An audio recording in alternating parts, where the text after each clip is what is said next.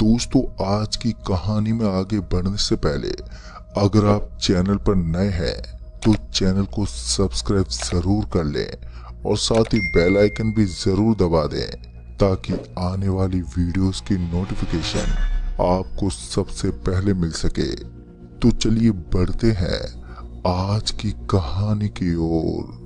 दोस्तों, रात के करीबन 12 बजे मैंने घर लौटने का मन बना लिया। वैसे भी दिन भर में 2500 की कमाई हो गई थी, तो अभी मैं कैब को घर की तरफ मोड़ ही रहा था कि तभी किसी ने आवाज देते हुए कहा, अरे कैब वाले भैया, चित्तूर स्टेशन चलोगे क्या? मैं उस आदमी की आवाज पर रुक तो गया, पर चित्तूर स्टेशन 40 किलोमीटर दूर था, इसलिए मैंने उस आदमी को मना कर दिया। अभी मैं वहां से निकलता कि तभी मेरे मोबाइल की रिंग बज उठी और जब कॉल उठाया तो एक मोहतरमा ने मेरा नाम पूछते हुए कहा, आप अभिलाष जी हैं ना, कैब ड्राइवर? उस मोहतरमा के मेरा नाम लेते ही मैंने कहा, जी हाँ, मैं अभिलाष ही हूँ। पर आप कौन?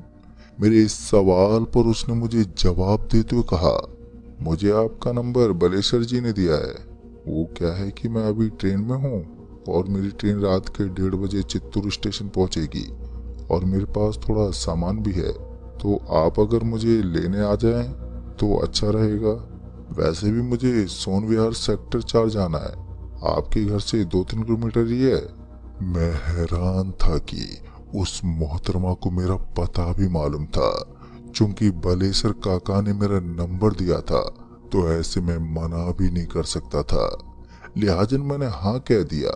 उस मोहतरमा के कॉल काटते मुझे याद आया कि अभी एक आदमी ने चित्तूर स्टेशन जाने की बात की थी। ये याद आते ही मैं कैब से नीचे उतरा और उस आदमी को आवाज देते हुए बोला, चलो भाई साहब, मैं आपको चित्तूर स्टेशन छोड़ देता हूँ। मेरे आवाज लगाते ही वो आदमी जो अभी भी रोड के किनारे पर खड़ा था, मेरे आवाज देते ही मुस्कुराया और अपना बैग लेकर भागते हुए आया और कैब में बैठ गया। कैब में बैठते उस आदमी ने पूछा, आपने अपना इरादा कैसे बदल दिया? जिस पर मैंने कहा, वो एक अर्जेंट पिकअप मिला है चित्तूर स्टेशन का, तो जब वहीं जाना है तो सोचा कि आपको भी लेता चलूं। और इस तरह हम दोनों के बीच बातचीत शुरू हो गई। चूंकि रात के 12 बज ही चुके थे तो ऐसे में पूरा हाईवे खाली था और मैं फर्राटे से कैब को 80 से 100 के बीच में भगाए जा रहा था। फिर इसी बीच जब मैंने उस आदमी से पूछा कि आपकी ट्रेन कितने बजे की है, तो उस आदमी ने बताया कि मैं कोई ट्रेन पकड़ने नहीं जा रहा। वो क्या है कि आज के दिन चित्तूर स्टेशन पर एक रहस्यमय भूतिया ट्रेन आती है, उसी को देखने और कुछ जानकारी हासिल करने के लिए मैं चित्तूर स्टेशन जा रहा हूँ। उस आदमी की भूत वाली बात सुनकर मैं हंसते हुए बोला, अरे भाई साहब, आप तो काफी पढ़े लिखे हैं और मॉडर्न भी लग रहे हैं, पर इसके बावजूद भी आप ऐसी बातें कर रहे हैं। अब आप मुझे ही ले लीजिए। मैं पिछले 20 साल से कैब चला रहा हूँ और इन बीते 20 सालों में ना जाने में कहां से ही गुजरा हूँ, पर कभी भी भूत नहीं दिखा।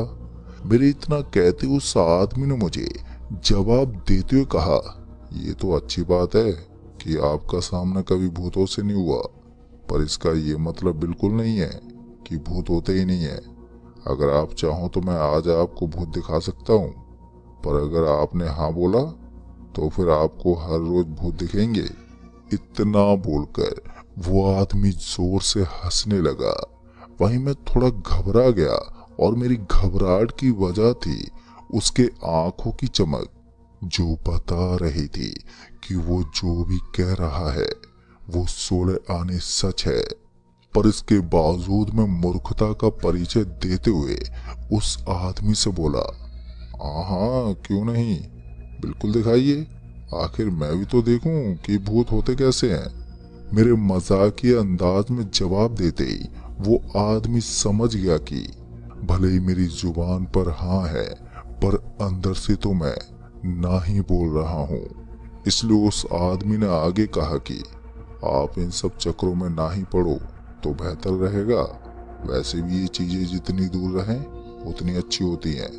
वो आदमी मेरे भले के लिए ही मुझे ऐसे झमेले से दूर रहने को कह रहा था, पर मेरी उल्टी खोपड़ी अपनी सेखी बघाड़ने के चक्कर में मैं जिद पकड़ कर बैठ गया और उस आदमी से बोला, भाई साहब अब आप पीछे नहीं हट सकते, अब आपको अपनी बात की लाज तो रखनी पड़ेगी।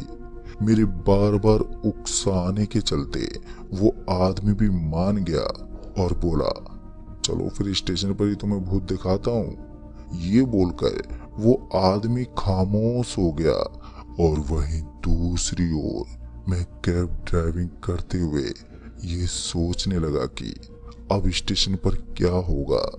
फिर करीबन 1 बजे हम चित्तौड़ स्टेशन पहुंच गए। स्टेशन पहुंचते वो आदमी कैब से नीचे उतरा और किराए के पैसे देकर बिना कुछ बोले चला गया। फिर उसके जाते ही मैंने राहत की सांस ली और मन ही मन ये सोचने लगा कि मैं फिजूल में डर रहा था।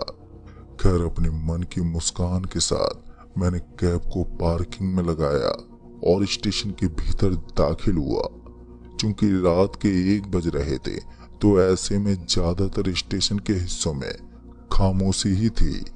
कुछ लोग प्लेटफार्म के बेंचों पर सो रहे थे तो कुछ प्लेटफार्म पर पिन्नी बिछाकर अभी 1:30 बजने में टाइम था। तो ऐसे में मैं भी वहीं प्लेटफार्म पर बैठने लायक साफ जगह देखकर बैठ गया। अब मैं बैठा ही था कि तभी मेरी नजर उस आदमी पर पड़ी जिसे मैं लेकर आया था। वो स्टेशन के आखिरी छोर पर था, वो भी पटरियों पर, जहां से वो कुछ उठा कर अपने बैग में डाल रहा था।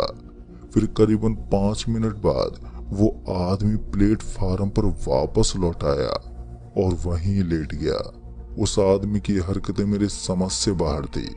अभी मैं बड़े गौर से उस आदमी की हरकतें देख रहा था कि तभी मुझे उस मोहतरमा का कॉल आ गया जिसने मुझे यहाँ पर बुलाया था।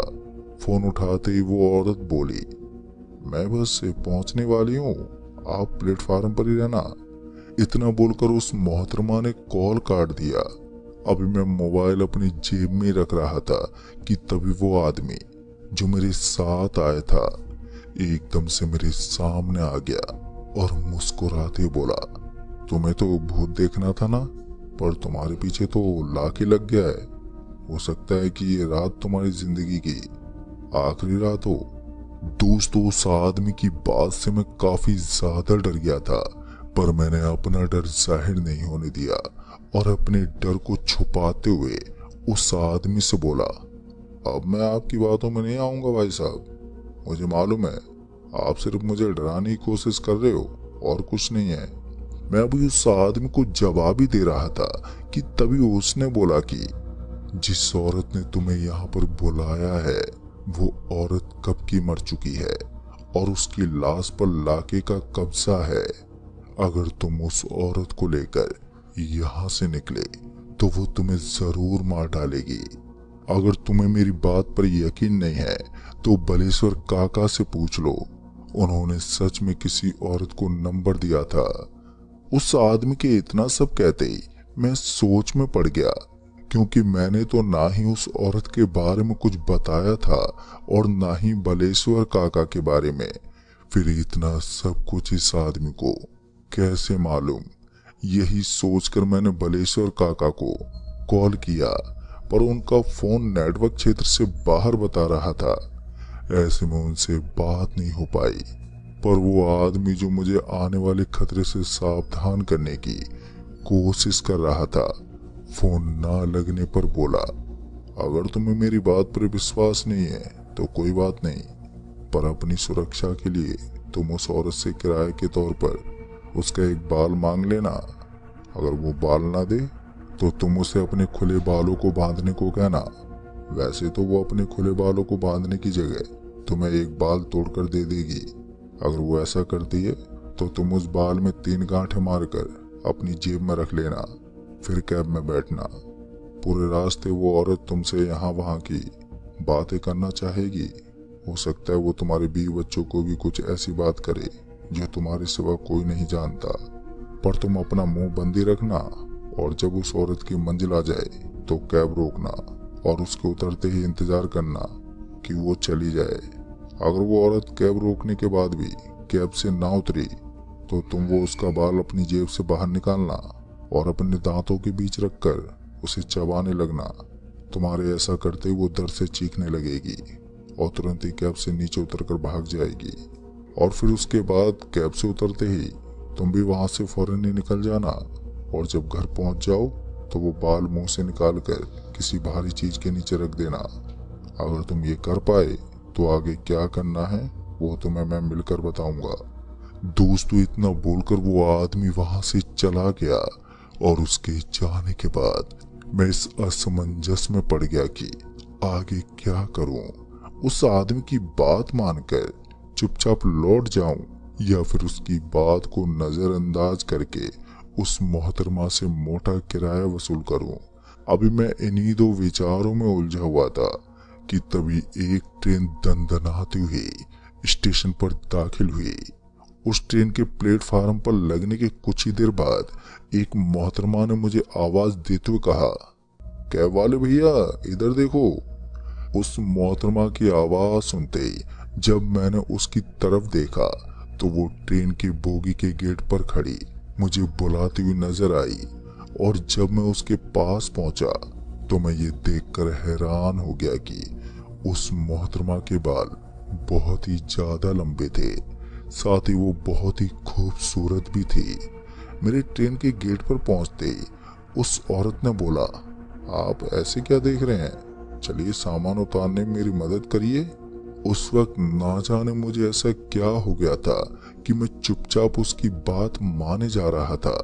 मैंने उसका बैग भी उठाया और कैब की तरफ चल पड़ा। पीछे पीछे वो मोहतरमा भी आने लगी थी।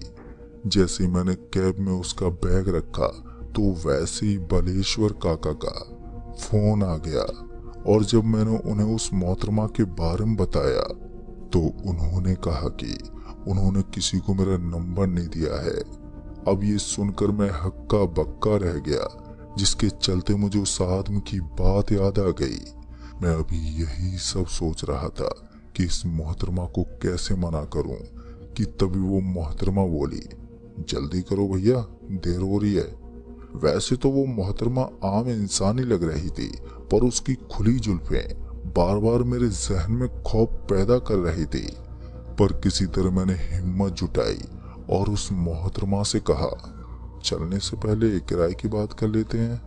मेरे इतना कहते उस मोहतरमा ने एक नोट की मोटी गड्डी मेरे ओर बढ़ाते हुए बोली, ये लो तुम्हारा किराया।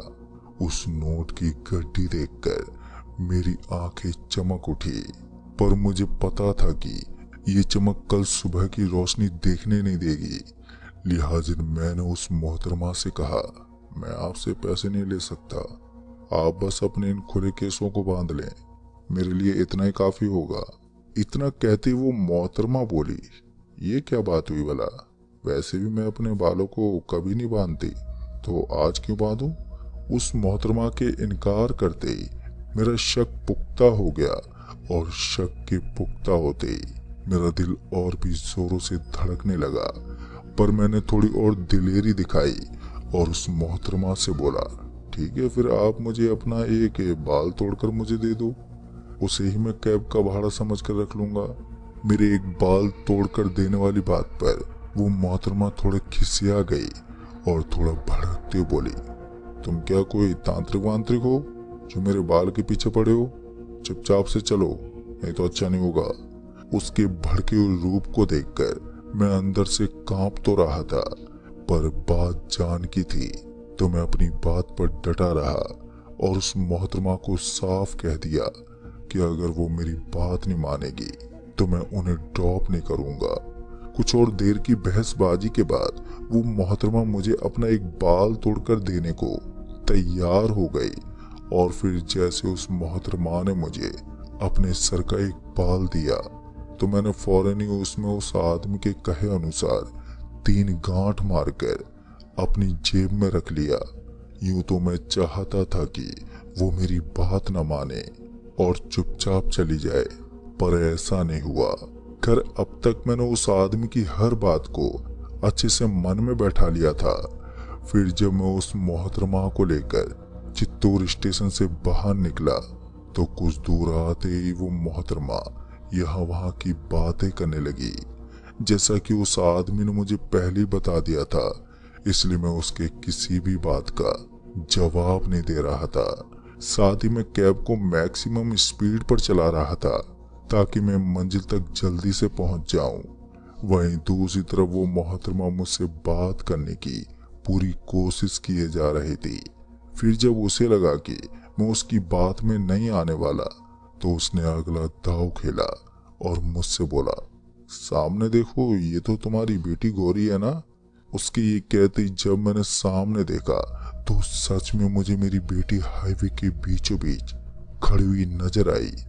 अभी मैं यही सोच रहा था कि गौरी यहाँ पर कैसे आ गई कि तभी वो मेरी कैब से जोर से टकरा गई और मैं अपनी ही बेटी को रौंदते हुए आगे निकल गया।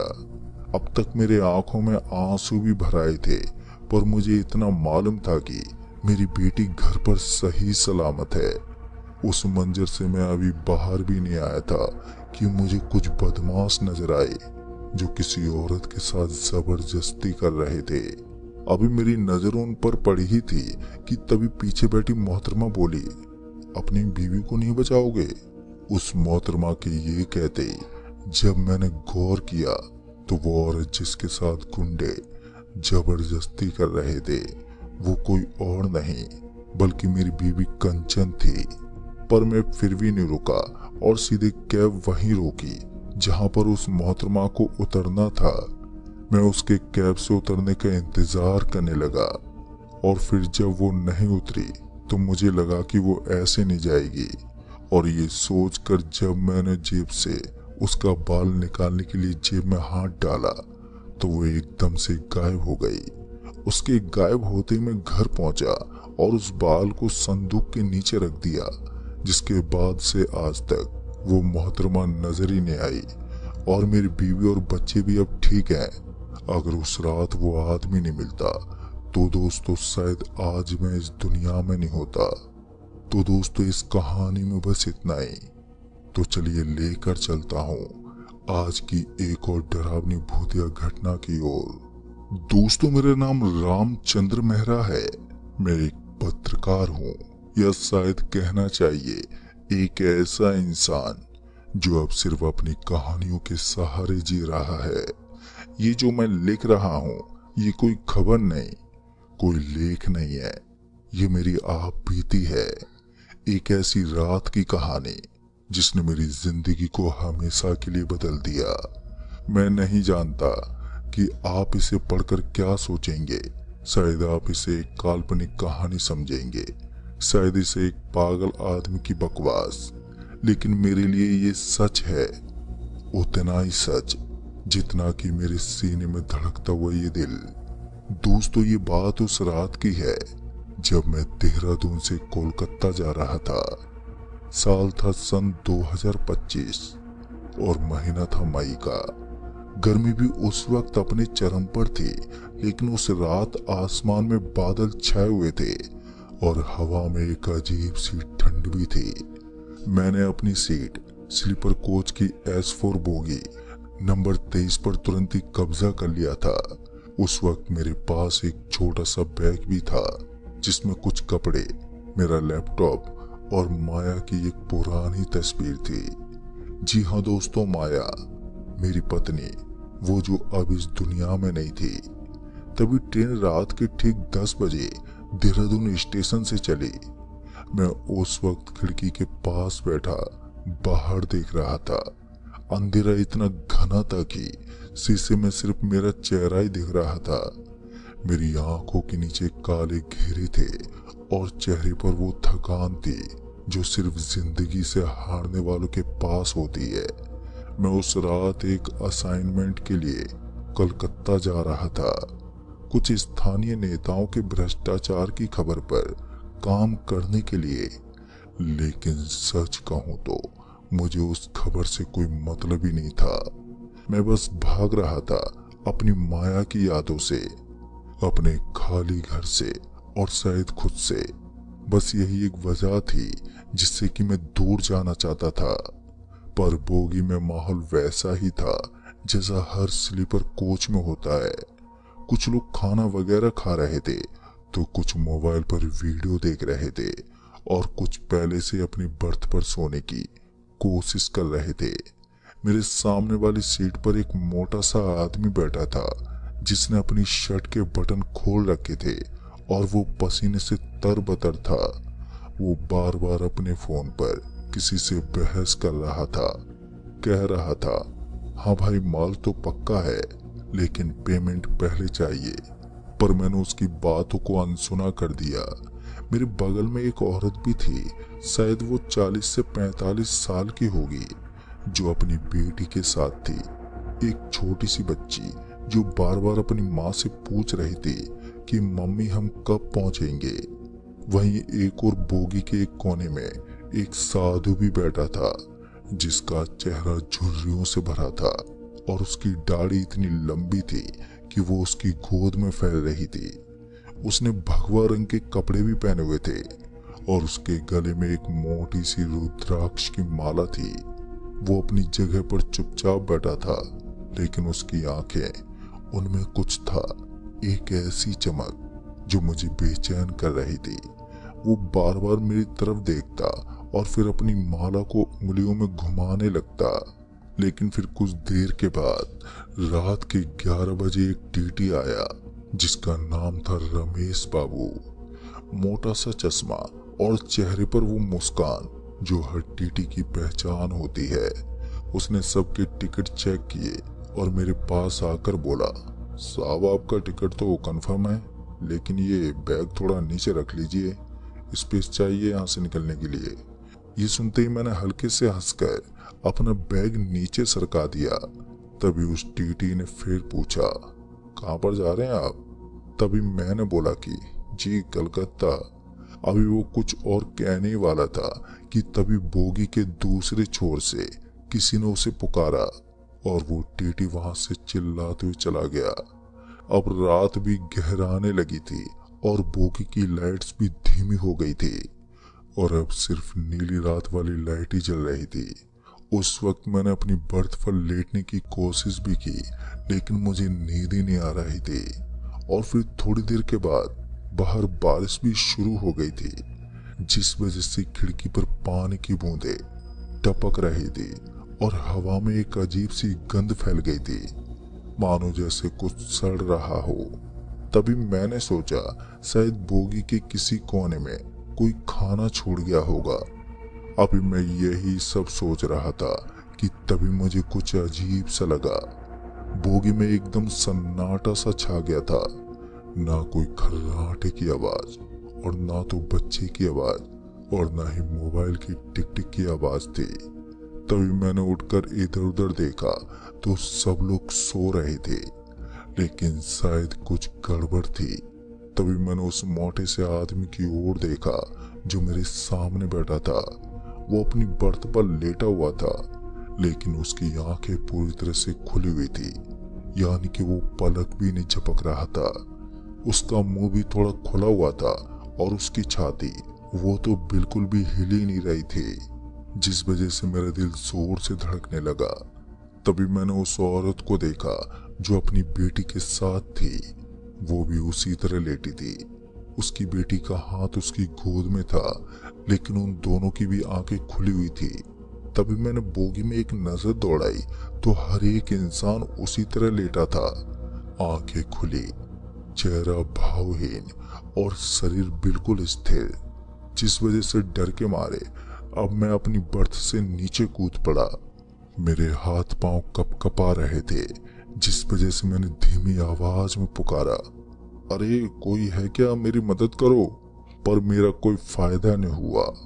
तभी मैंने उस मोटे से आदमी को हिलाने की कोशिश की, अरे भाई साहब उठिए, लेकिन उसका शरीर अब ठंडा पड़ चुका था, एकदम बर्फ की तरह ठंडा, जिस वजह से मैं पीछे हट गया। अभी मेरे मुंह से एक चीख निकलने वाली थी कि तभी मुझे एक आवाज सुनाई दी, शांत रहो बेटा। दोस्तों ये वही साधु था जो उस वक्त अपनी जगह पर बैठा हुआ था और उसकी आंखें मुझ पर ही टिकी थी। तभी मैंने कांपते पूछा, ये सब क्या हो रहा है?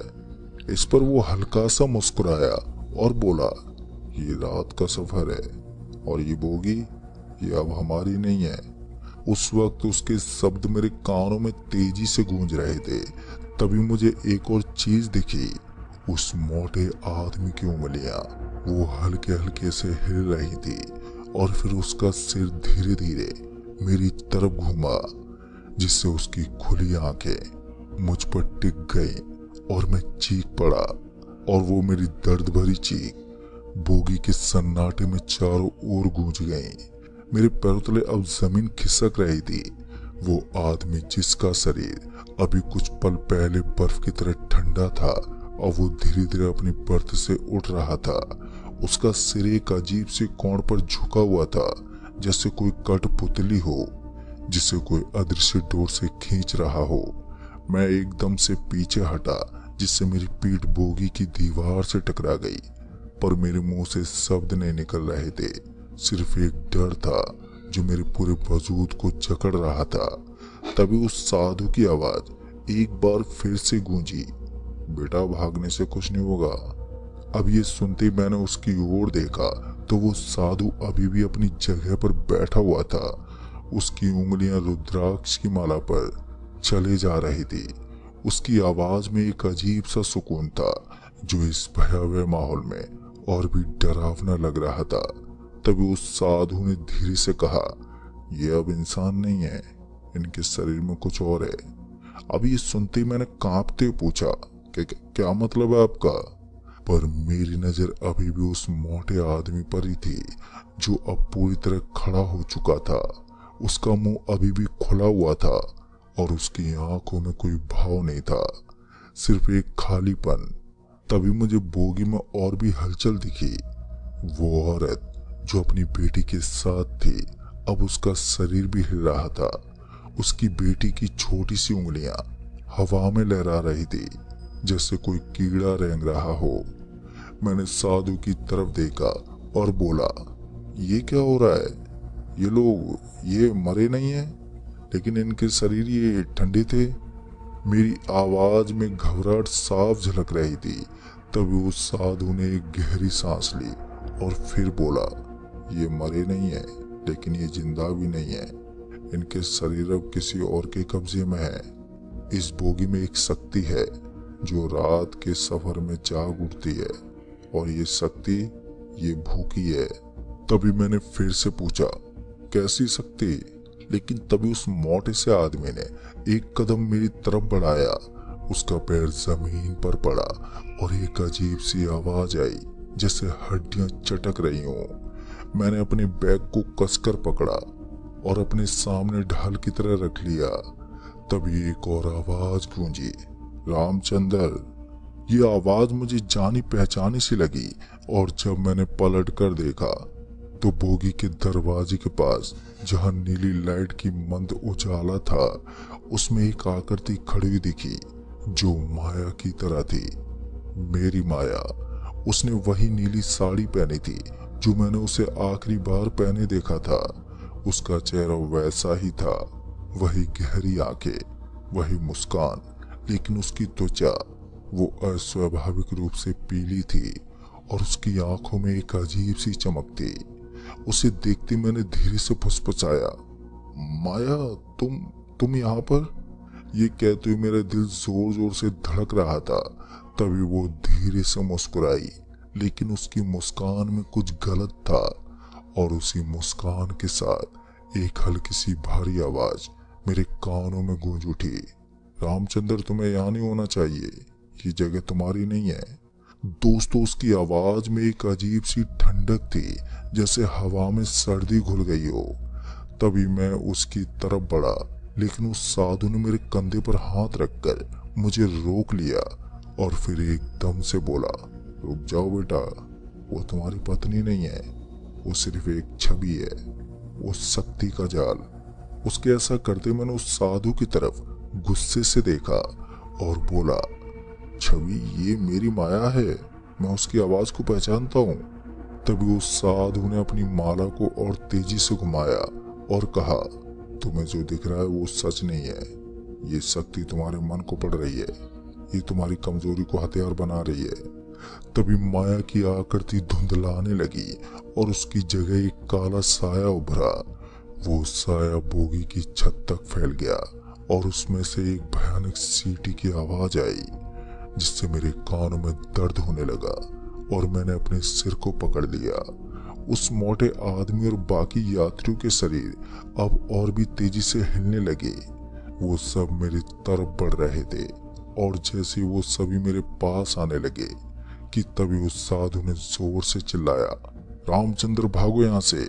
फिर उसने अपनी माला को हवा में लहराया, जिसमें से एक तेज रोशनी उससे बाहर निकली और वो रोशनी उन यात्रियों पर पड़ी और वो एक पल के लिए वहीं पर रुक गए। तभी उस साधु ने मुझे खींचा और बोगी के दरवाजे की तरफ दौड़ा और मुझसे कहने लगा कि इस बोगी से हमें निकलना होगा, वरना हम भी इनके जैसे हो जाएंगे।